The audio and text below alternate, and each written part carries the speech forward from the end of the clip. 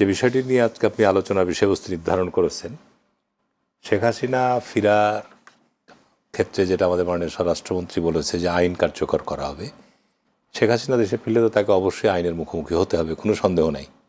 সুতরাং শেখ হাসিনার মতো ব্যক্তি, যিনি বাংলাদেশ আওয়ামী লীগের দীর্ঘ প্রায় বলা যায় যে 40-45 বছর সভানেত্রী দায়িত্ব পালন করেছেন, শেখ মুজিব এবং শেখ হাসিনা মিলিয়ে বাংলাদেশ আওয়ামী লীগ প্রায় 25 বছর দেশের শাসন ক্ষমতায় ছিল। বিশেষ করে শেখ হাসিনার এই বিগত শাসনকালীন সময় বাংলাদেশে যে সমস্ত ঘটনাগুলো সংগঠিত হয়েছে, বিশেষ করে বিচার বহির্ভূত হত্যাকাণ্ড, আপনার গুম, তারপরে আপনার বিভিন্ন রাষ্ট্রীয় যে প্রতিষ্ঠানগুলো রয়েছে, বিচার বিভাগ থেকে শুরু করে আপনার আইন প্রয়োগকারী সব প্রতিষ্ঠানগুলোর থেকে শুরু করে যে প্রতিষ্ঠানগুলোকে সে তার ক্ষমতায় থাকার হাতিয়ার হিসেবে ব্যবহার করেছে। সুতরাং তাকে কিন্তু শুধু এবং সর্বশেষ যে 5ই আগস্ট থেকে এই 6ই জুলাই পর্যন্ত যে রক্তপাতের মধ্য দিয়ে তাকে দেশ ছেড়ে পালিয়ে যেতে হয়েছে, সুতরাং আপনার এই বিষয়গুলো তো তাকে অবশ্যই মোকাবেলা করা লাগবে। এটার কোনো রাজনৈতিক আলোচনায় আসুক, যেটা আমাদের ভারতের পররাষ্ট্রমন্ত্রী বলেছেন যে এটা আইনি প্রক্রিয়াও যথার্থই বলেছেন যে আপনাকে এর বিকল্প তো কোনো অপশান নাই, এর কোনো অপশান নেই বিকল্প। তার কারণ বাংলাদেশের জনগণ আপনার অন্ততপক্ষে এই জায়গাগুলোর তারা আপনার একটা সমাধান প্রত্যাশা করে। তার মানে এখন পর্যন্ত আপনার যেমন 71-এর মুক্তিযুদ্ধের বিচারের জন্য যারা দাবি জানায়, পাশাপাশি বিগত সময়ে গুম, বিচারবহির্ভূত হত্যাকাণ্ড, তারপরে আপনার সরকারের এই অবৈধ যে সমস্ত কর্মকাণ্ড বা সরকারের শীর্ষ নেতৃবৃন্দের নামে অধিকাংশই মামলা বিদ্যমান। সুতরাং এগুলোকে তো আপনাকে মোকাবেলা ছাড়া আপনি কিভাবে বাংলাদেশে আপনি ফিরতে পারবেন? এটা কোনো যদি দুই দেশের সমঝোতার মাধ্যমে যদি ফেরে, দুই দেশের সমঝোতা তো প্রশ্ন আসছে, সেক্ষেত্রে তাদের যে সক্রিয় আওয়ামী লীগের নেতাকর্মী তো অবশ্যই আছে, তাদের একটা ভোট ব্যাংক, তাই বড় কোনো আন্দোলন হওয়ার সম্ভাবনা বা আশঙ্কা দেখেন? বিষয় হচ্ছে দুই দেশের কথা বলা হচ্ছে, তার কারণ এটা বলাটা যৌক্তিকতাও আছে। তার কারণ বাংলাদেশ থেকে যে সমস্ত আওয়ামী লীগের শীর্ষ নেতারা বর্তমানে পালিয়ে অবস্থান করছে, তার অধিকাংশ ভারতে অবস্থান করছে এবং বিশ্বের অন্যান্য দেশেও তারা রয়েছে। এইখানে বুঝতে হবে যে ভারতের সবচেয়ে বিশ্বস্ত বন্ধু সেই পাকিস্তান আমল থেকেই আপনার বিশ্বস্ত বন্ধু বাংলাদেশ আওয়ামী লীগ, কোনো সন্দেহ নাই। তো সুতরাং মানে বাংলাদেশের বন্ধু হতে পারে, বাংলাদেশের জনগণের বন্ধু না, ভারত বাংলাদেশের জনগণের সাথে সেই বন্ধুত্ব তৈরি করতে পারেনি। তৈরি যদি করতে পারতো তাহলে তো আপনার বিগত বাংলাদেশের আভ্যন্তরীণ রাজনীতিতে ভারত যেভাবে হস্তক্ষেপ করেছে, একটা ভোটারবিহীন সরকারকে সমর্থন দিয়েছে, সর্বপ্রথম ভারত দিয়েছে। তো যে কারণে ভারতের ব্যাপারে বাংলাদেশের জনগণের কিন্তু কিছু বিষয়ে প্রশ্ন আছে। সুতরাং এখানে ভারত বাংলাদেশের আলোচনার বিষয়টি আসবে আরও পরে। ভারত চাচ্ছে যে একটা আলাপ আলোচনার মধ্য দিয়ে শেখ হাসিনাকে বাংলাদেশে একটা নিষ্পত্তিমূলক জায়গায় নিয়ে আসা, কিন্তু 75-এর 15ই আগস্ট আর আপনার এই 5ই আগস্টের অভ্যুত্থান এটা কিন্তু সম্পূর্ণ ভিন্ন ধর্মী। তখন শুধু তার পরিবার সপরিবারে নিহত হয়েছিল, আর সে সময় শেখ হাসিনা এবং শেখ রেহানা দেশে ছিল না। সুতরাং সে সময়ের প্রেক্ষাপটটা ছিল এক ধরনের ঘটনা, আর বর্তমান সময়ের প্রেক্ষাপট কিন্তু সম্পূর্ণ ভিন্ন। সুতরাং এই অবস্থাকে তো শেখ হাসিনাকে তার দল এড়িয়ে যেতে পারে না, যারা ক্ষমতায় ছিল যে পর্যায়ে থাকুক। আপনার ইউনিয়ন পরিষদের চেয়ারম্যান থেকে শুরু করে আপনার রাষ্ট্রের শীর্ষ পর্যায় পর্যন্ত এ দায়িত্ব তো কেউ এড়াতে পারে না। কারণ এই অবৈধ আপনার সেই সময় শাসনকালীন সময় বা পথ পরিক্রমার তৎকালীন সময়ে আওয়ামী লীগ এটাকে বৈধ মনে করেছে এবং যা ইচ্ছা তাই রাষ্ট্রে সংগঠিত হয়েছে। সুতরাং এগুলো তো আপনি যেভাবেই বলেন না কেন, এগুলো বাংলাদেশের গণতন্ত্রের যাত্রাকে আগামী দিনে নিরাপদ বা আমি বলবো যে কন্টাকা থেকে মুক্ত করতে গেলে অবশ্যই এখানে আইনের শাসন যদি আপনি চান, তাহলে আপনাকে এখানে আইনের মুখোমুখি হতেই হবে। সেই ক্ষেত্রে আমি একটা প্রশ্ন করছিলাম যে ওইটাই যে আসলে আওয়ামী লীগের প্রতিষ্ঠাবার্ষিকী গেল কিছুদিন আগে, তখন প্রতিষ্ঠাবার্ষিকী ঘিরে আমরা দেখলাম সরকারের পক্ষ থেকে সব দিকে আর্মি ডিপ্লয় করতে, বিডিআর ডিপ্লয় করতে দেখলাম। মানে প্রতিষ্ঠাবার্ষিকী তারা অবশ্য তাদেরকে সারা শব্দ ছিল না আওয়ামী লীগ বা ছাত্রলীগ কারো, কিন্তু অনেকে বলছেন যে এত ভয় পাওয়ার কি আছে? আওয়ামী লীগ ফিরলেও কি বিএনপির কোনো আতঙ্কিত হওয়ার কিছু আছে কিনা? স্বাধীনতার পূর্বে বলেন, স্বাধীনতার পরে বলেন, বিএনপির সঙ্গে যে দলটির রাজনৈতিক প্রতিদ্বন্দ্বিতা গত 50 বছরে হয়েছে সেটি আওয়ামী লীগের সঙ্গেই হয়েছে। সুতরাং আওয়ামী লীগের তৃণমূল পর্যায়ের যে সমর্থক হয়েছে তারা তো এখন আছেই। তারা তো এখনও অবস্থান করছে। সুতরাং আওয়ামী লীগ এখন রাজনৈতিক আইনগতভাবে নিষিদ্ধ করা হয়েছে তাদের কর্মকাণ্ডের কারণে। সুতরাং আওয়ামী লীগের রাজনৈতিক যে সমস্ত দিবসগুলো রয়েছে সেই সময় সেই দিবসগুলো পালন করার চেষ্টা করতে পারে। তো স্বাভাবিক কারণে যেহেতু তারা রাজনৈতিক দল হিসেবে এখন নিষিদ্ধ আছে, সুতরাং এটাও কিন্তু আইন তাদেরকে মোকাবেলা করতে হবে, যে এই নিষিদ্ধ আইনি মোকাবেলার মধ্যে দিয়ে প্রত্যাহার করার জন্য। তো সুতরাং এখানে সরকারকে তো অবশ্যই এই সময় আওয়ামী লীগের নাম নিয়ে বা আওয়ামী লীগের নিয়ে বিভিন্নভাবে আপনি দেখবেন যে বিভিন্ন সময় আজকে মিছিল মিটিং টুকটাক বিচ্ছিন্নভাবে কোথায় করে ফেসবুকে ছাড়ছে। যন্ত্র তো এ ব্যাপারে অ্যালার্ট থাকবেই, এটাই স্বাভাবিক। তার কারণ দেশে স্থিতিশীলতার জন্য যেমন একদিকে আপনার এগুলোর একটা শান্তি নিষ্পত্তি হওয়া দরকার, এটার জন্য আইনের শাসন আসার জন্য এই অপরাধগুলোর সাথে যারা জড়িত তাদের বিচার আওয়ামী লীগ মেনে নিলে তো কোনো সমস্যা নাই।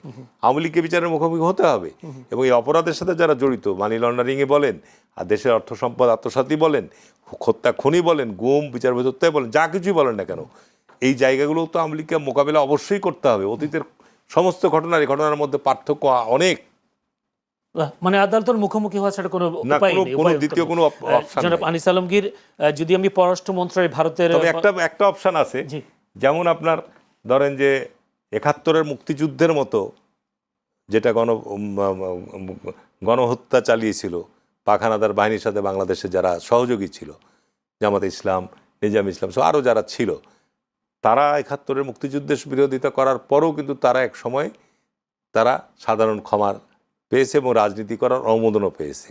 সুতরাং বাংলাদেশে ভবিষ্যতে কি হবে এটা এখন আগাম ভবিষ্যৎবাণী করা সম্ভব না। সুতরাং এইরকম একটা অপরাধের সাথে যারা সংশ্লিষ্ট, তারা পার্লামেন্ট এখন বিরোধী দল, সেটা ভাবতে হবে। এবং তাদের জন্য কিন্তু শেখ মুজিব ওই সময় আপনার কি মানবতা কি ট্রাইব্যুনাল গঠন করেছিল, অপরাধের ট্রাইব্যুনাল গঠন করেছিল।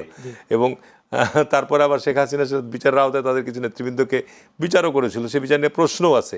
তো সুতরাং এইটা বাংলাদেশের রাজনীতির জন্য বাংলাদেশের সকল রাজনৈতিক দলকে বিষয়ে আপনার অবশ্যই এই ব্যাপারগুলো। সেক্ষেত্রে আমরা দেখেছি ৭৫-এর পরে শহীদ প্রেসিডেন্ট জিয়াউর রহমান শেখ হাসিনাকে ফিরিয়ে এনেছিলেন। এবারও কি সেরকম বিএনপি কোনো ক্ষমা টমা? তখনকার প্রেক্ষাপটটা ছিল ভিন্ন, আমি বললাম তো আপনার, তখনকার প্রেক্ষাপটটা ছিল শেখ মুজিব সহ সপরিবারে নিহত হয়েছিল। তখন আওয়ামী লীগের এই কর্মকাণ্ড, আওয়ামী লীগ ওই সময়ও ক্ষমতাকালীন সময়ে যদিও তাদের অভিযোগ আছে বাংলাদেশে একদলীয় শাসন কায়েম করেছে, বাংলাদেশে সেই সময় যারা আপনার গণতন্ত্রের জন্য সংগ্রাম করেছে, বহু মুক্তিযোদ্ধাদেরকে হত্যা করেছে, বিরোধী দলকে হত্যা করেছে, তারপরে আপনার দেশে সব রাজনৈতিক দল নিষিদ্ধ করেছে, যেটা মুক্তিযুদ্ধের চেতনার পরিপন্থী সেটা তারা কাজ করেছে। সে কারণে কিন্তু তাদেরকে এখনও এই কাঠগড়ায় দাঁড়াতে হয়, সেটার জন্য এখনও তাদেরকে এই কাঠগড়ায় দাঁড়াতে হয়। তারা ৯১ সালের নির্বাচনের সময় তাদের পূর্বের এই ঘটনার জন্যে তারা জনগণের কাছে ক্ষমা প্রার্থী হয়েছে, তারা মাপ চেয়েছে যে আমাদেরকে একবার সুযোগ দেন, পরীক্ষা করেন, ঠিক আছে না? সুতরাং সামনে আওয়ামী লীগকে আগে পরিশুদ্ধ হতে হবে এবং তাদের এই অপরাধের জন্য জাতির কাছে ক্ষমাও চাইতে হবে এবং তারপরে আপনার সেটা রাষ্ট্র বিবেচনা করা। তাদের রাজনৈতিক যে বড় বড় শীর্ষ নেতা বা শেখ হাসিনা থেকে শুরু করে তারা কি সেই মন মানসিকতা আছে বলে এখন পর্যন্ত দেখি না। তাদের বক্তব্য দেশ বিদেশ থেকে যেগুলো যারা দু একজন ছাড়ছে, তাদের তো মনে হয় না যে তারা তাদের এই অতীত কর্মকাণ্ডের জন্য তারা অনুতপ্ত। বাংলাদেশে ফেরত পাঠানো বা প্রত্যর্পণের বিষয়টি সম্পূর্ণ একটি আইনি প্রক্রিয়া, আইনি পথের সমাধান বা মোকাবেলা করবে। তার মানে আমরা কি তাহলে কি শেখ হাসিনার ফেরাটা পুরোটা ভারতের উপর ডিপেন্ড করে কিনা? কার্যত তো তাই। উনি ইচ্ছে করলেও যে আসতে পারবেন সেটা যেমন একেবারে মানে আপনি 100% বলতে পারেন না, কারণ উনি ওই দেশে এখন আছেন, তাদের তত্ত্বাবধানেই আছেন। সো ওনার যদি আসার যে ঘোষণা সেটার সাথে যে ভারত ওয়াকিবহাল না সেটা তো নয়। তো ভারতীয় পররাষ্ট্র মন্ত্রণালয়ের মুখপাত্র যেটা বলছে সেটাতে একটা আইনি কথা বলেছেন। এই আইনি কথাটা হচ্ছে ফেরত আসাটা, আইনিভাবে ফেরত আসার বিষয়টা। তো আইনিভাবে ফেরত আসার বিষয় হচ্ছে বন্দি বিনিময় চুক্তি। তো উনি তো বন্দি বিনিময় চুক্তি আসছেন না, উনি তো ওইখানে এই চুক্তির অধীনে আসতেছেন আমার তো মনে হয় না। এই চুক্তির অধীনে যদি আসতো তাহলে ভারত তো এটা জবাব দিত। ভারত তো নোটেড বলে ফেলে রাখছে এটা, তাই না? এবং এই বন্দি বিনিময় চুক্তির মধ্যে একটা ধারা আছে 6 খ, আমি যদি ভুল না করি, সেখানে বলা আছে যে ওই ব্যক্তি যাকে পাঠাবে তার এখানে প্রাণনাশের সম্ভাবনা আছে কিনা, ফাঁসি কিংবা বিষয় আছে কিনা, সেটাও খতিয়ে দেখার একটা বিষয় আছে। তো আমার ওইটাই কথা যে ভারত যেটুকু আপনি এবার যেটুকু বলছে সেটাও গতানুগতিক কথা। এটা নতুন প্রক্রিয়ার সাথে ভারত কতটা সক্রিয় যে ঘোষণার সাথে, সেটা কিন্তু আসে নাই এই বক্তব্যে। এই বক্তব্য একটা মানে ইয়ে ছাড় আর কি, এটা কি বলে, কাঠামোগত একটা কথা ছেড়ে দিল যে এটা নির্ভর করতেছে আইনি প্রক্রিয়া। তার মানে তো শেখ হাসিনার ফেরা কি অনিশ্চিত হয়ে যাচ্ছে ভারত যদি রাজি না হয়? এটা ভারতের উপর নির্ভর করছে। ভারত যদি রাজি না হয়, দেশ যদি ওই রকম পরিস্থিতি যদি না থাকে, দুই দেশের মধ্যে যদি আন্ডার টেবিল কোনো ডিল না হয়, বহির্শক্তিগুলো যেটা বললাম তাদের যদি চাপ না থাকে, তাহলে শেখ হাসিনা এখানে কিভাবে আসবেন? কারণ এখানে আসা তো ওনার ডিফিকাল্ট। উনি আসলেই যে প্রাণনাশের সম্মুখীন হবেন না সেটার কি নিশ্চয়তা আছে? এবং উনি আসার আগেই তো বলতেছে আমরা একযোগে তাকে প্রতিহত করব।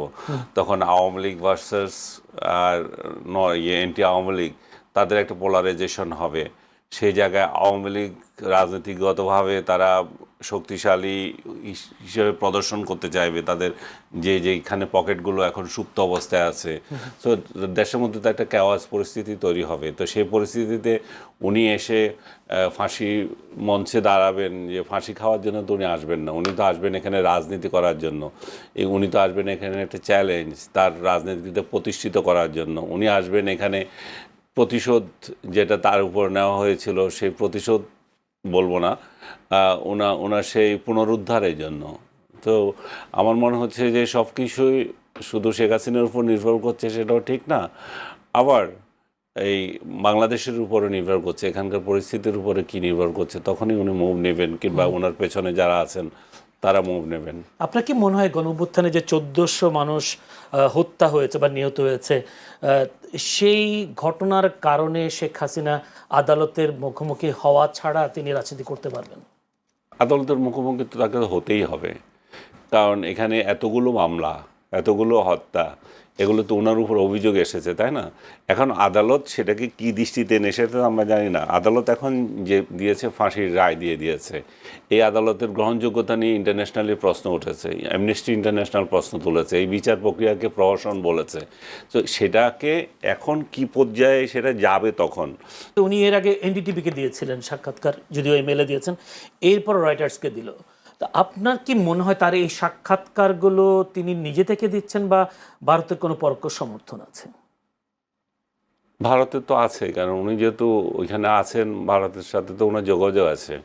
উনি তো ওনাদের সার্ভেলেন্সের মধ্যেই আছে, তাই না? উনি তো নিজের ইচ্ছাই নাই। উনি যেখানে যাচ্ছেন সেটা প্রোটেকশনে আছে। ওনার অবস্থান কয়েকবার চেঞ্জ করা হয়েছে, যেটা পত্রপত্রিকায় যেটা দেখলাম। এবং উনি যে বক্তব্যগুলো দিচ্ছেন সেগুলোর মধ্যে ভারতের টোন থাকাটা অস্বাভাবিক কিছু না, ভারতের ইচ্ছা প্রতিফলিত হওয়া অস্বাভাবিক কিছু না। কিন্তু অনেকগুলো কথা তার নিজেরও থাকতে পারে। শেখ হাসিনা যে চরিত্র, সেখানে উনি তো মানে রাগ ঢাকের কোনো ইয়ে না। আমরা তাকে আগে থেকে যেটা দেখেছি, উনি তো লুকানো কিছু, অনেক সাহসী, অনেক সাহস বলবো না আমি, উনি ওপেন, উনি কোনো মানে ওনার ইয়ে নাই, কোনো রাগ ঢাক কোনো কথা নাই যেটা বলবেন। সেক্ষেত্রে আপনার এটা মনে হয় কিনা ভারতকে দ্বিচারিতা করছেন তিনি? একবার বলছেন আইনি পদক্ষেপ নেওয়া হবে, আইনি পদক্ষেপ যাওয়া, কিন্তু আবার ওদিকে যদি আপনি যদি পরোক্ষ যদি সমর্থন থাকে, তাহলে ভারত কি লবিং করছে তাকে দেশে পাঠানোর জন্য? হতে পারে। ভারত তো তার শেখ হাসিনা যদি ওখানে থাকে অনন্তকালের জন্য, তো ভারত নিশ্চয় তাকে হোস্ট করবে না, তাই না? ভারত তো চাইবে যে আমার দেশে যিনি আশ্রয় নিয়েছেন তিনি তার দেশে যান, উনি সফল হোক বা যেটাই হোক, ওনার দেশের সাথে ওনার সম্পর্কটা উনি ওনার দেশে যাক, সেটা চাইবেনি। তো সেই জায়গার মধ্যে দ্বিচারিতার আমি কোনো বিষয় দেখি না এখানে। দ্বিচারিতা কোথায়? উনি আইনি বলছেন, আইনি ভাবে সরকার যখন বাংলাদেশের পক্ষ থেকে যোগাযোগ করে তখন তারা বলছেন নোটেড, কিন্তু না যদি বলি আবার যদি পরোক্ষ সমর্থন থাকে, বিভিন্ন পত্রিকায় সাক্ষাৎকার ক্ষেত্রে লবিং করছে কিনা ভারত, সেটাই কিতাবি কথা। যেটা ওইখানে বলছে সেটা কিতাবি কথা। উনি আইনি প্রক্রিয়ার মাধ্যমে যাবেন, আমাদের এটা এখনো ইয়ে আছে। কিন্তু পরবর্তী যে এই স্টেটমেন্টগুলো আসলো, সেটা কোন প্রক্রিয়ায় আসবেন? তাহলে সেটা কি ইন্টারন্যাশনাল লবির মাধ্যমে আসবেন? শেখ হাসিনা নিজের ইচ্ছায় কি একটা প্লেন নিয়ে চলে আসবেন? সব কিছু ইয়ে করে। উনি যদি আসেনও, উনি যদি একটা প্লেন নিয়েও আসেন, সেটাও তো ভারতের মধ্য থেকে আসতে হবে। উনি ভারত যদি ইচ্ছে করে তার বাংলাদেশি একজন নাগরিককে পাঠাবে, তাহলে এখানে ট্রাভেল ডকুমেন্টসের আবার কি দরকার? প্লেনে তুলে দিলেও হয়, চলে আসতে পারে। তারপরে শেখ হাসিনার ফেরাটা পুরোটাই ভারতের উপর ডিপেন্ড করছে, ওনার নিজের উপরে ডিপেন্ড করছে, দুইটাই। জনাব হারুনুর রশিদ, একটি কোট করতে চাই যে আপনি জানেন আজকে সারা দেশে শিক্ষামন্ত্রীর পদত্যাগের দাবিতে শিক্ষার্থীরা রাস্তায় নেমেছে, গতকালকেও নেমেছিল, আজকেও নেমেছে। আবার যদি নাসিরউদ্দিন পাটোয়ারি যিনি মুখ্য সমন্বয়ক এনসিপির, তার একটি বক্তব্য, তিনি 4 মন্ত্রীর পদত্যাগও দাবি করেছেন, এর মধ্যে অর্থমন্ত্রী, স্বাস্থ্যমন্ত্রী, শিক্ষামন্ত্রী, স্বরাষ্ট্রমন্ত্রী।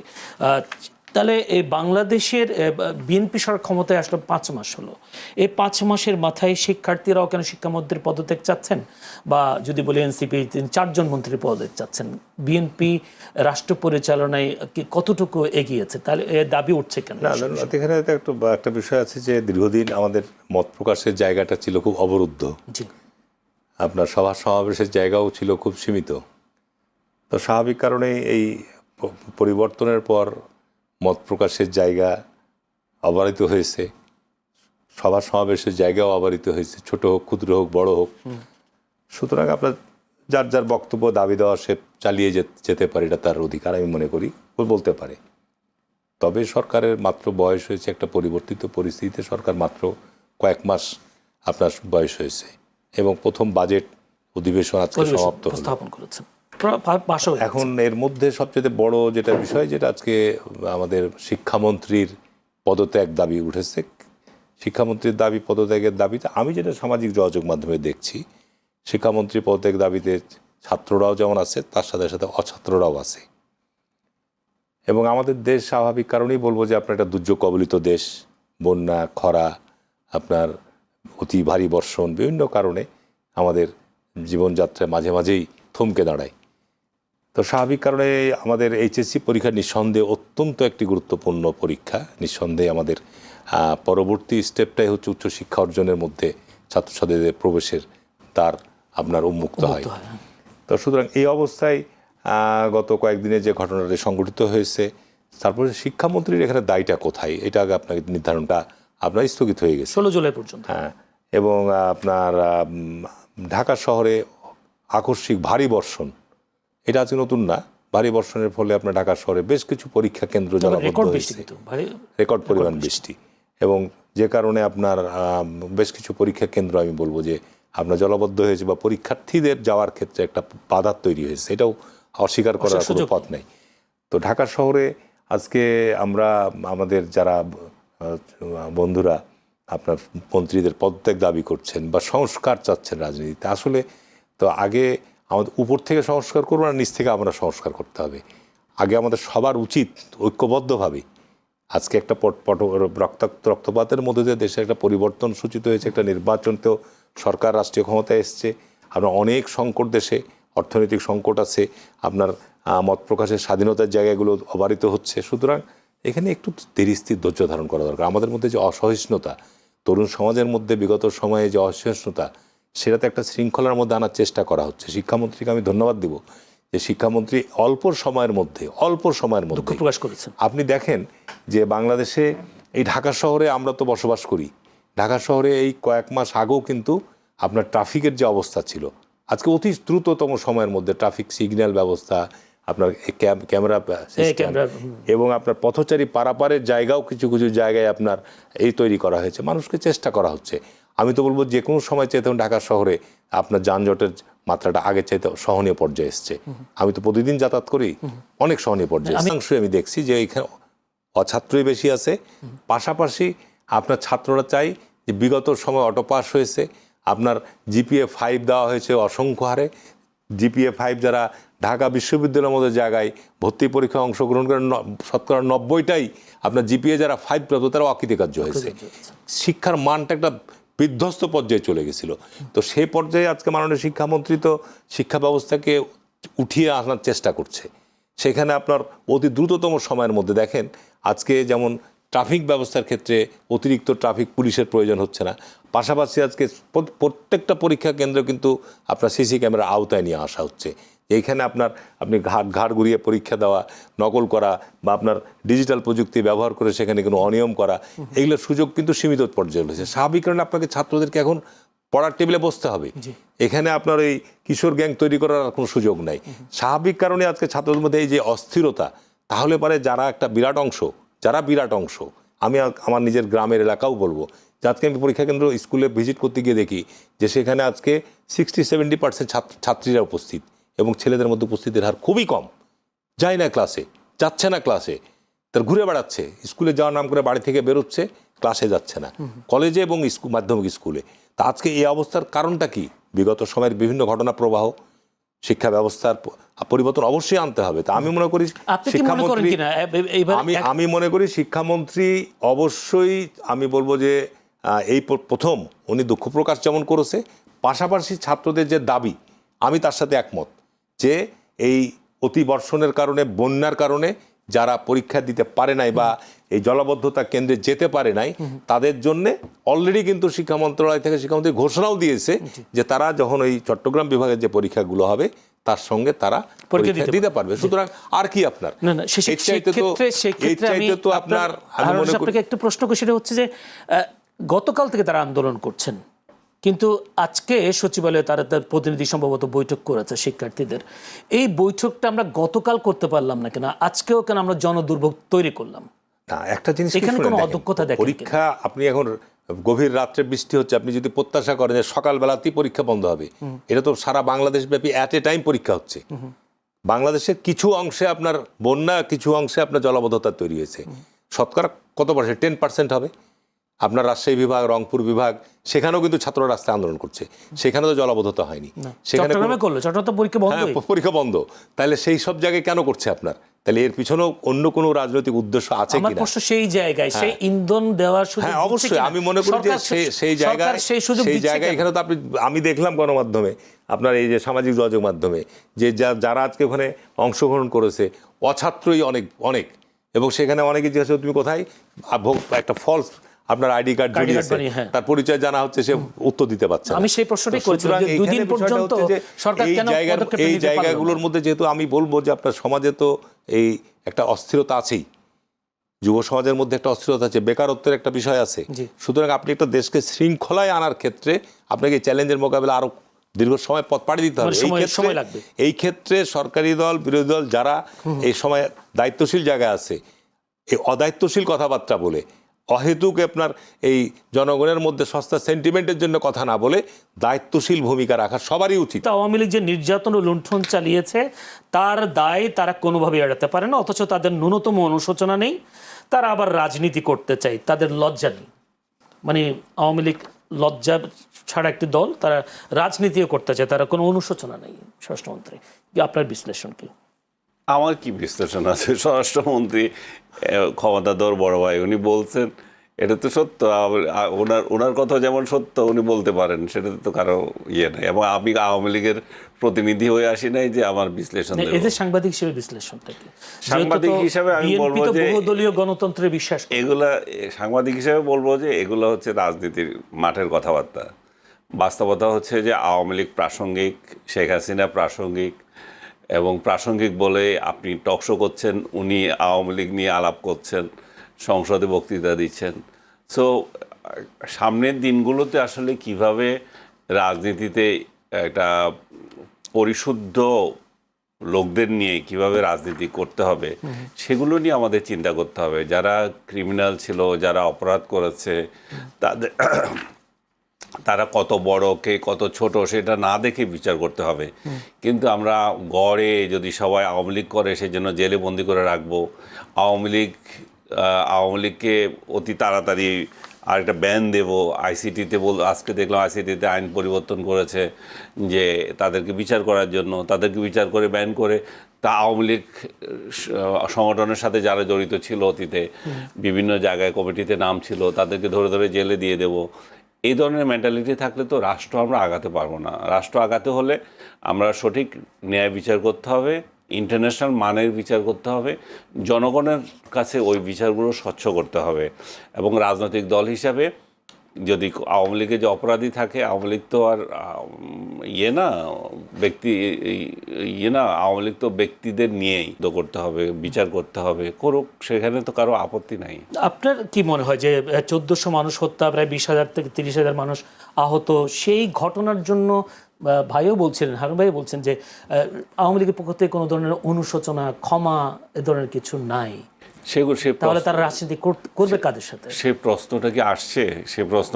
সেই প্রশ্নটা তো আসবে যখন আমি টেবিলে বসবো, আপনার সাথে আলোচনায় আসবো, স্বরাষ্ট্রমন্ত্রীও বলেছেন আজকে যে আপনার সাথে আমার ডিল হবে, তখন এটা হবে আমি কতটুকু ছাড় দেবো, আপনি কতটুকু ছাড় দেবেন, সেই সমস্ত জায়গা হতে পারে। বাট বিচ্ছিন্নভাবে তারা যে অনুশোচনা করে না তা তো না, তারা তো অনেকে অনুশোচনা করে, এবং তারা তো যে বিষয়টা প্রতিষ্ঠা করতে চায় তাদেরও তো মত আছে এখানে। তারা বলতে চায় যে এটা অনুঘটক হিসেবে অন্যরা এখানে অনুপ্রবেশ করেছিল এই আন্দোলনে, এরা সব ছাত্র না, সবাই ছাত্রের আন্দোলনও ছিল না। ইভেন 3 তারিখ পর্যন্ত তো এটা ছাত্রদের আন্দোলনই ছিল, তাই না? এটা ছিল স্রেফ কোটার আন্দোলন। 3 তারিখের পরে গিয়ে এটা এক দফার হয়েছে।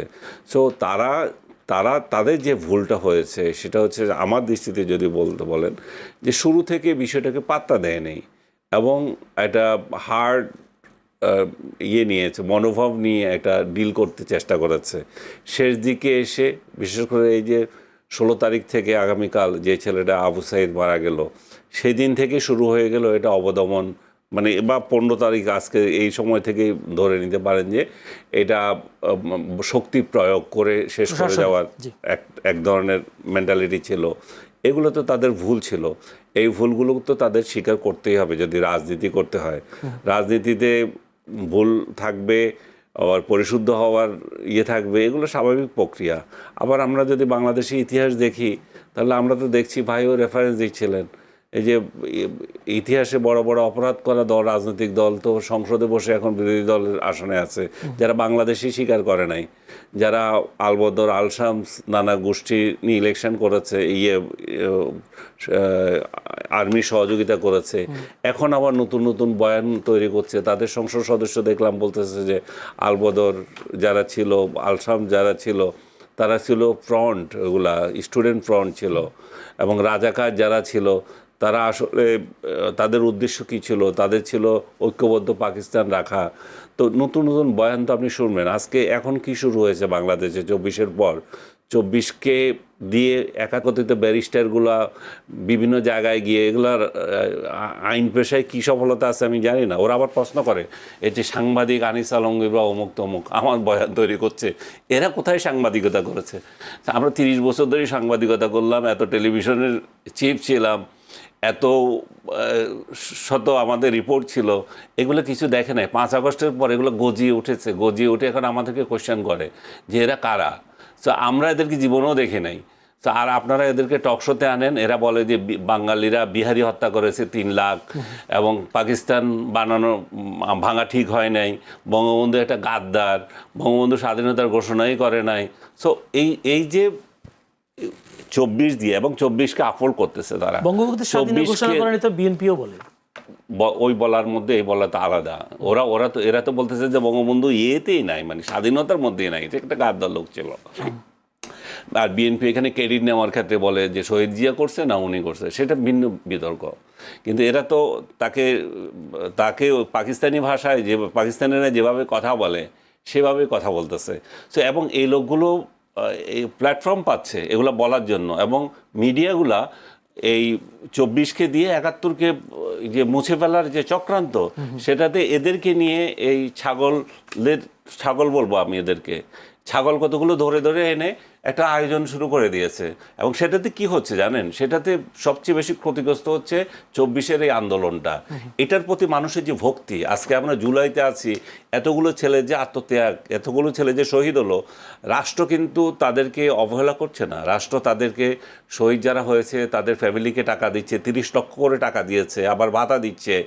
যারা নিহত হয়েছে তাদেরকে, যারা আহত হয়েছে তাদের 5 লাখ থেকে 1 লাখ পর্যন্ত চিকিৎসা ভাতা দিচ্ছে, তাদেরকে চাকরিতে আবার কোটা দিচ্ছে, যদিও কোটার বিরুদ্ধে আন্দোলন করেছিল।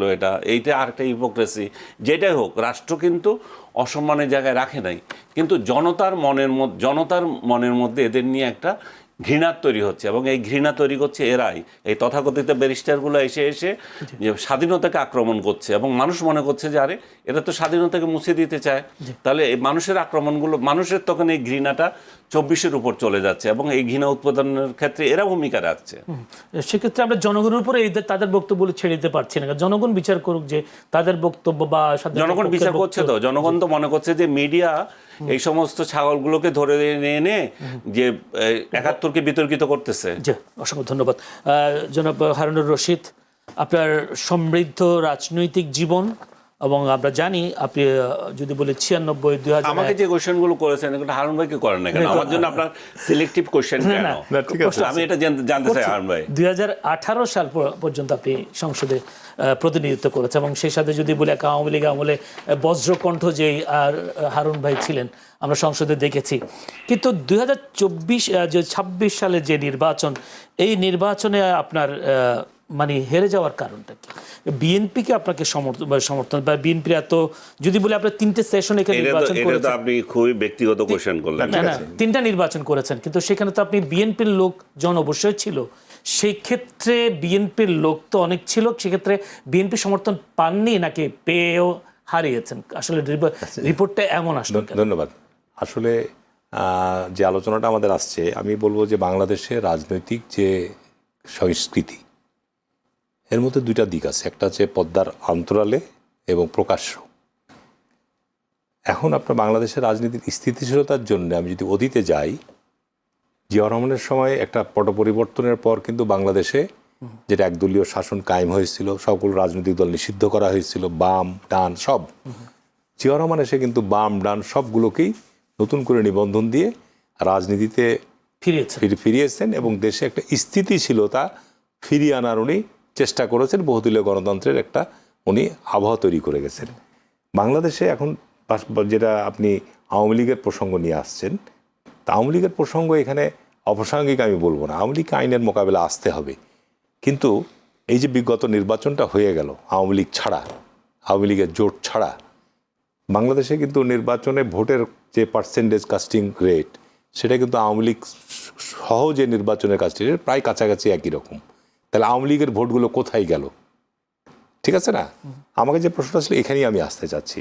এখন এখানে রাজনীতিতে প্রকাশ্য এবং গোপনে দ্বিচারিতার জায়গাটা কিন্তু আপনাকে পরিষ্কার করতে হবে। আমি জামাত ইসলামের রাজনীতির জায়গাটা বলবো যে জামাত ইসলাম সকালে এক কথা বলছে, বিকালে আর এক কথা বলছে।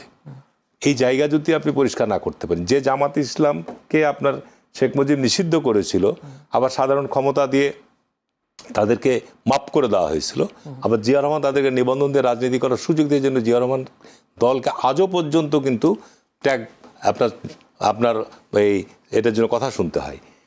আজকে জামাতে ইসলামের নেতৃবৃন্দদেরকে শেখ হাসিনা আপনার আন্তর্জাতিক অপরাধ ট্রাইব্যুনালের মধ্য দিয়ে অনেক লোককে ফাঁসি দিয়েছে, অনেকের বিচার করেছে। কিন্তু এই নির্বাচনে আপনি জামাতের প্রার্থী যারা, তারা প্রকাশ্য, আপনি দেখবেন যে অনেক ইউটিউবে আছে, এতে আছে, তারা প্রকাশ্য আওয়ামী লীগের বাড়িতে গিয়ে, আওয়ামী লীগের নেতাদের বাড়িতে গিয়ে তাদের কাছে ভোট প্রার্থনা করেছে। আমার এখানে যে কথাটা বললাম, আমি জামাতের সাথে ছাত্র জীবন থেকেই তাদের রাজনৈতিক দর্শনগত ক্ষেত্রে আমার মতো পার্থক্য আছে, এবং আমি সাংঘাতিকভাবেই জামাতের এই ধর্ম ব্যবহারটা আমি সাংঘাতিকভাবে বিরোধিতা করি, এবং তারাকে আমি ধর্ম ব্যবসায়ী একটা রাজনৈতিক দল হিসেবে মনে করি। যে কারণে এখানে তারা আপনার এই যে নির্বাচনে আমাকে 26 সালে যে উদাহরণটা আপনি নিয়ে আসলেন, আমি জামাতের সাথে কিন্তু ছাত্র জীবন থেকে নির্বাচন করে আসছি এবং বরাবরই তাদেরকে পরাজিত করেছি।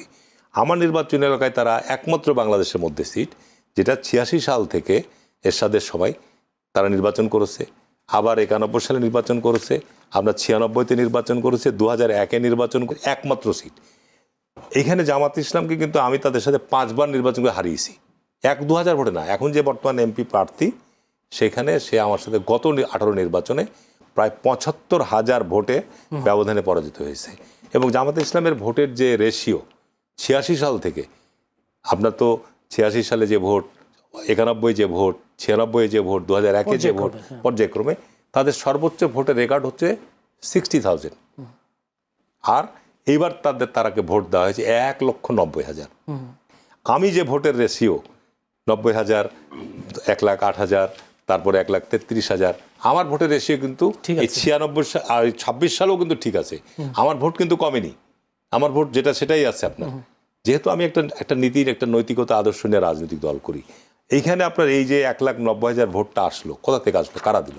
জামাত ইসলামের ভোট কি আপনার রাতারাতি 60,000 থেকে 1,90,000 হয়েছে? এখানে আজকে জামাতের প্রধান বলছে ইলেকশন ইঞ্জিনিয়ারিং হয়েছে।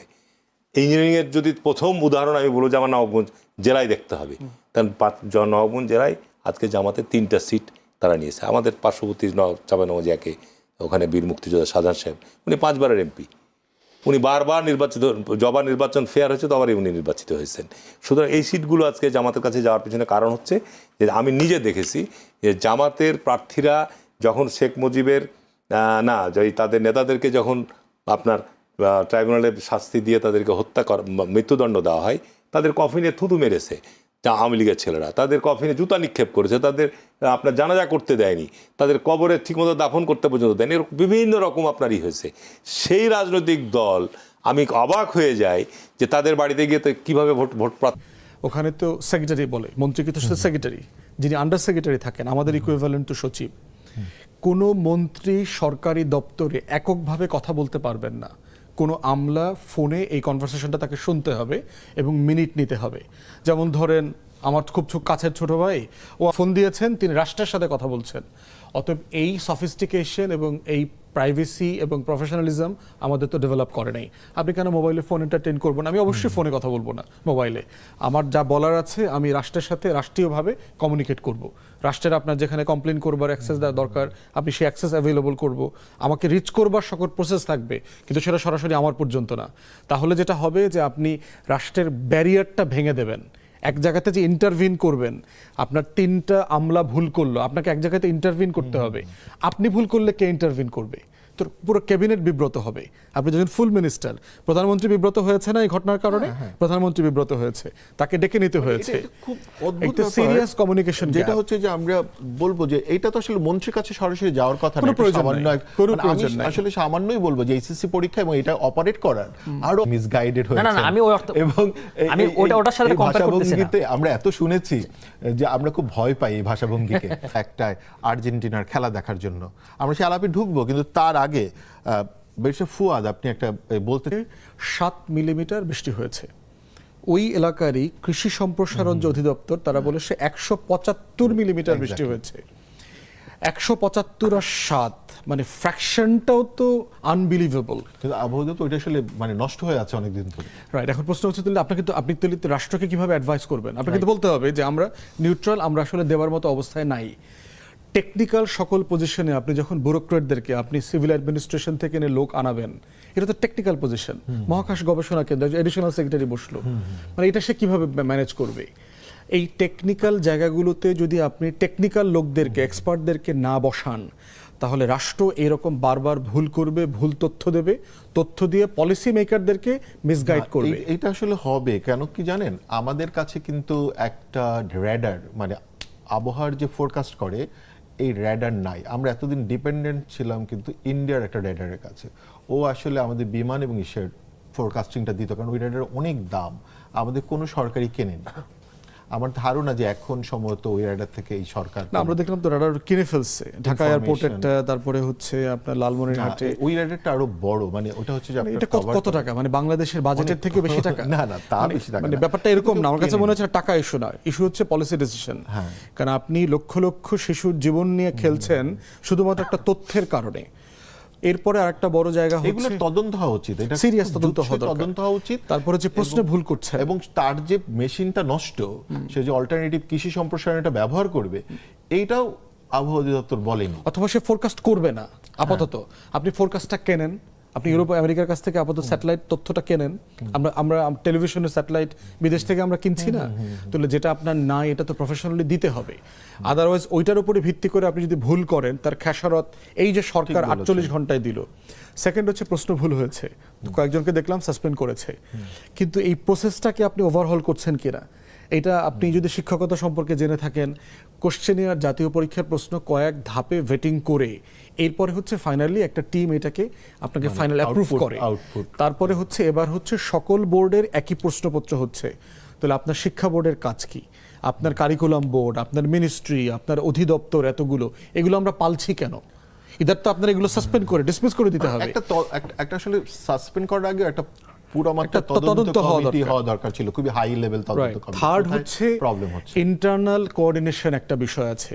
আপনি ধরেন কালকে একটা জিনিস হওয়ার কথা, ধরেন প্রধানমন্ত্রী কালকে বরিশাল যাবে, আজকে বরিশালে 9.5 রিক্টার স্কেলে একটা ভূমিকম্প হলো, আপনি প্ল্যানটা ইমিডিয়েটলি রিভাইজ করতে পারতে হবে না? তাহলে আমার ধরেন সব ঠিক ছিল, আজকে সকালে দেখলাম চট্টগ্রাম ডুবে গেছে, কক্সবাজার ডুবে গেছে, তাহলে আজকে সকাল 7টায় তো আমাকে একটা সিদ্ধান্ত নিতে হবে, কারণ লক্ষ লক্ষ শিশুর জীবন এখানে জড়িত। প্লাস এটা কিন্তু টেকনিক্যাল একটা ফাইনাল পরীক্ষা না, ইন্টার পরীক্ষা, যেটার সাথে আগামী কয়েক মাসের মধ্যে অ্যাডমিশন টেস্টগুলো ভবিষ্যৎ এবং এইটার মার্কিং এর একটা পার্সেন্টেজ ওখানে যোগ হবে, অনেকগুলো বিষয় আগামী ক্যারিয়ারের সাথে এগুলো সংযুক্ত। তাহলে সেই রকম একটা বাস্তবতা আমার কাছে, আমি আহ্বান করছি যে সরকার একটা হোলসেল ইনভেস্টিগেশন কমিটি করুক, এই ভুলগুলো যেন না হয়। প্লাস যেটা এর আগের খুব এপিসোডে বলছিলেন যে আমাদের সকল জাতীয় পরীক্ষা আপনার উইন্টারে এবং স্প্রিং এ নিয়ে যেতে হবে। সারা দুনিয়াতে দেখবেন, ইংল্যান্ডে আমি দেখেছি সব পরীক্ষা সামারে হয়, উনি বলেছেন কারণ তার ওয়েদার বিপদে পড়বে। ঠিক আছে, সেটা আপনি আলাপ করেন, আলাপ করে আপনি 1 মাস 2 মাস করে পিছায় আচ্ছা, আমরা একটু অন্য টাইপের আলাপে যাই, কারণ আজকে আর্জেন্টিনা ইংল্যান্ড খেলা, এবং আমি যদি ভুল না করি ডাক্তার রাকিব, আজকে কি আপনারা জিতবেন, আর্জেন্টিনা জিতবে বলে মনে করেন? আপনার পাগলা ছাত্তার বলে একজন গায়ক ছিলেন, মানে মুন্সিগঞ্জ এলাকায়, ওনার একটা খুব বিখ্যাত গান আছে, বা যারা ওই টাইপের গান শুনে তারা শুনে থাকবে, যে পারভেজ জারে বল খেলাটা তওবা কইরা ছাড়, আমি তোরে না করতেছি পাগল ছাত্তার। এই যে পাগল ছাত্তার যে আসলে মানে বল খেলা ছাড়তে বলতেছে, এবং সে বলতেছে যে 22 জন প্লেয়ার একটা বলের পিছনে দৌড়ায়, হ্যাঁ এটা বলতেছে। এইটা নিয়ে আপনার মতামত কি? পাগলা ছাত্তার ধরেন একটা জায়গায় বলতেছে ফিলোসফিক্যালি যে বলটাও গোল, পৃথিবীটাও গোল, বলের ভিতরে বাতাস, পারভেজ যা তোর ভিতরেও বাতাস, বাতাস বাইরে হয়ে গেলে তুই তো মাঠে নিচ্ছে, হ্যাঁ তারপর বলে বল খেলাটা ছাড়। আপনি এখন কিভাবে দেখবেন? হ্যাঁ দেখেন, ওই যে আমার একটা বক্তব্যের একাংশ, যেটা ঢাকা বিশ্ববিদ্যালয়ে 2024-এর শেষের দিকে হ্যাঁ, একটা প্রতিবন্ধী সংগঠনদের একটা প্রোগ্রাম ছিল সেখানে, এবং ওখানে আপনার 300+ প্রতিবন্ধী, যারা 71-এর রণাঙ্গনের প্রতিবন্ধী, 90-এর স্বৈরাচার বিরোধী আন্দোলনের প্রতিবন্ধী এবং জুলাইয়ের 24-এর প্রতিবন্ধী, তাদেরকে তারা সম্মাননা স্মারক দেবেন, এবং প্রতিবন্ধীদের একটা অনুষ্ঠান ছিল সেখানে। প্রতিবন্ধী মানে আহত, মানে হ্যাঁ, আন্দোলনকারী, যেকোনোভাবে আহত মানে প্রতিবন্ধী brutally হয়ে আহত। গেছে। এবং আপনি জানেন যে গণমাধ্যম হচ্ছে ক্যামেরাম্যান পাঠায় হচ্ছে কে আসছেন তার উপরে ভিত্তি করে তারা অ্যাসাইনমেন্ট দেয়, হ্যাঁ মানে গুরুত্ব বুঝে। হ্যাঁ, তো যেহেতু ওনারা আসছেন না, ওখানে কোনো গণমাধ্যম ওই প্রোগ্রামটা কভার করতে যায় নাই। তো আমি আমার বক্তব্যের আগে 2 থেকে 3 ঘন্টা প্রতিবন্ধীদের প্রতিদিনকার যে দুঃখ কষ্ট, তার যে চ্যালেঞ্জ, লেখাপড়া, গাড়িতে ওঠা, বাসা থেকে নামা, মেয়েদের যে অ্যাবিউজ, তারপরে পরিবারের ভিতরে যে মানে আপনার প্রচন্ড ডেপ্রিভেশন, এগুলো শুনে আমি খুব মানে এক্সস্টেড ছিলাম আর কি, যে মানে মানুষ কত কষ্টের ভিতর দিয়ে আমার নাগরিক যাচ্ছেন। এবং 93 লক্ষ মানুষ বিভিন্ন হিসাবে আছে বাংলাদেশ রাষ্ট্রে, কোনো না কোনো ফর্মে প্রতিবন্ধী জীবনযাপন করছে। তো সেই জায়গাতে আমি আমার বক্তব্যে তখন বলেছি যে আজকে যদি এখানে পরিমণি নাচতে আসতো, বুবলির বাচ্চার বাপকে, এটার আইডেন্টিফিকেশন হবে এই প্রোগ্রামে। অথবা ধরেন একটা ব্যাট নিয়ে একটা বল 12 জন দৌড়াদৌড়ি করতেছে, এপাশ ওপাশ করতেছে, তাহলে দেখতেন ক্যামেরার কোনো অভাব হইতো না। কিন্তু আমার রাষ্ট্রের 1 কোটি প্রতিবন্ধী জনগোষ্ঠীর দুঃখ কষ্ট বেদনা, তার আবদার, এটা শুনবার মতো কোনো গণমাধ্যম আজকে হাজির হইল না। এই কনটেক্সটে আমি তখন ওই কথাগুলো বলেছি।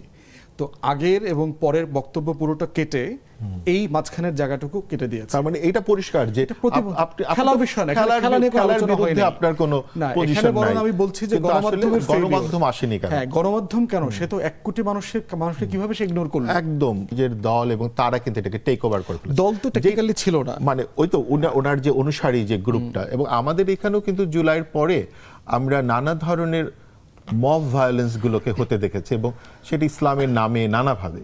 এবং আবার যেমন ধরেন অন্তর্বর্তী সরকারটা যে হয়েছে সেইটার ভিতরে আমরা এই ব্যালেন্স গুলোকে খুঁজে পাইনি। আবার সব জায়গাতেই মানে এই ঘটনাগুলো ঘটেছে। মানে আপনাকে একই রকম মনে হয় কিনা, যেই কারণে ধরেন যে এই যে উগ্র রাজনীতিবাদের যে জায়গাগুলো, এই জায়গাগুলোই তো আসলে একটা ভীতির জায়গা তৈরি করেছে। আমার কাছে মনে হয় না যে এখানে কনস্পিরেসি এবং প্রতারণা খুঁজে ব্যাপার না, কিন্তু ধরেন এবং প্রতারণা খোঁজারও ধর্মীয় রাজনীতির ব্যাপারে যে কারো দ্বিমত থাকতে পারে, কিন্তু যেই দলগুলো কনস্টিটিউশনালিজমে বিশ্বাস করে, পলিটিক্যাল প্রসেসে, গণতন্ত্র, ইলেকশনে বিশ্বাস করে, তাকে আপনি জঙ্গি ট্যাগ দিতে পারবেন না। তার মতাদর্শের সাথে আপনার দ্বিমত থাকতে পারবে। জঙ্গি কিন্তু অন্য জিনিস, সে কিন্তু রাষ্ট্র কাঠামোতে সংবিধান, ভোট, গণতন্ত্র এগুলোতে সে বিশ্বাস করে না, সে শক্তিতে বিশ্বাস না, করে। ওই রাজনৈতিক দলগুলো কিন্তু প্রকাশ্যে এই কাজগুলো করেনি, না, কখনোই করে নাই। কখনো করেনি। কিন্তু আমরা দেখেছি যেমন ধরেন তৌহিদি জনতা দেখেছেন তার আসলে প্রত্যেকটা ঘটনা আমি ইনভেস্টিগেট করবার জন্য বলেছি। ধরেন সর্বশেষটা বলি, শাহ আলী মাজার। শাহ আলী মাজারে বলা হচ্ছে জামাত শিবিরের ছেলেপেলে প্রায় 100 ছেলেপেলে গিয়ে মাজারে অ্যাটাক করছে। তাহলে মাজারে অ্যাটাক করলে এই যে 100 ছেলেপেলে কাউকে আইডেন্টিফাই করতে পারলেন না কেন গণমাধ্যম?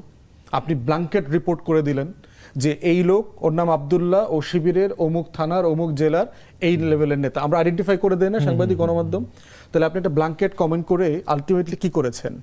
শাহ আলী মাজার ট্রাস্টে 450-র মতো দোকান আছে, এখানে কয়েক হাজার কোটি টাকার লেনদেন আছে, এর সাথে আছে হচ্ছে আপনার চাঁদা উঠানো, এখানে ড্রাগের ব্যবসা, প্রস্টিটিউশন, সবকিছু মিলে যেখানে চক্র আছে। এই কমিটি দখলই হচ্ছে অধিকাংশ মাজারের সম্পত্তির মালিকানা নেওয়ার প্রশ্ন। সেটা আসলে একটা সুষ্ঠু তো সেটা তদন্ত হওয়া হতে জরুরি। দরকার। মানে আপনি ব্ল্যাঙ্কেট যে এলিগেশন দিচ্ছেন, এটা দিয়ে যেটা হচ্ছে, আপনি তো আসলে জেনুইনলি জানছেন না যে এটা ফৌজদারি অপরাধটা কে করলো। মাজারে অ্যাটাক করেছে, মাজার তো ভাঙে নাই, তাহলে কি করলো? কয়েকজনকে মারধর করেছে। ঠিক একইভাবে দেখেন সিলেটে কি হয়েছে, ডিসি সরওয়ার গিয়ে বলল যে টাকার সিরিয়াস ট্রান্সপারেন্ট গোনাগুনি হইতে হবে। 4 দিনের ভিতরে টাকা গুনলো, 24 ঘন্টার ভিতরে তাকে সরায় দেওয়া হলো। আচ্ছা, এইখানে একটা জিনিস আমরা একটু বিরতিতে যাব, তার আগে প্রশ্নটা রেখে যাই। যেমন হাসনাত আব্দুল্লাহ সেদিন বললেন যে 24 জুলাইতে ছাত্ররা মাঠে না নামলে বিএনপি নেতাকর্মীরা এখন ঢাকার রাস্তায় রিক্সা চালাতো। তো আসলে ঢাকার রাস্তায় তারা এত রিক্সা আছে, সেখানে এখন কোন কর্মীরা আছে আমরা সেটা খুঁজতে পারি। এবং রিক্সা চালাতো যদি জুলাই না হতো, মানে বিএনপি নেতাকর্মীরা। আপনারও কি তাই মনে হয়? যে পর্যায়ে যে স্কেল হয়ে গেছিল, যে তার যে প্রসেসটা, ক্ষমতা যে রূপরেখাটা, তো সেই জায়গা থেকে ধরেন জুলাই না আসলে 8 অগাস্ট আসতো, সেপ্টেম্বর আসতো, অক্টোবর আসতো, যাই আসুক না কেন, ইভেন বাংলাদেশে কখনোই যদি ফেয়ার ইলেকশন হতো বিএনপি ক্ষমতা আসতো।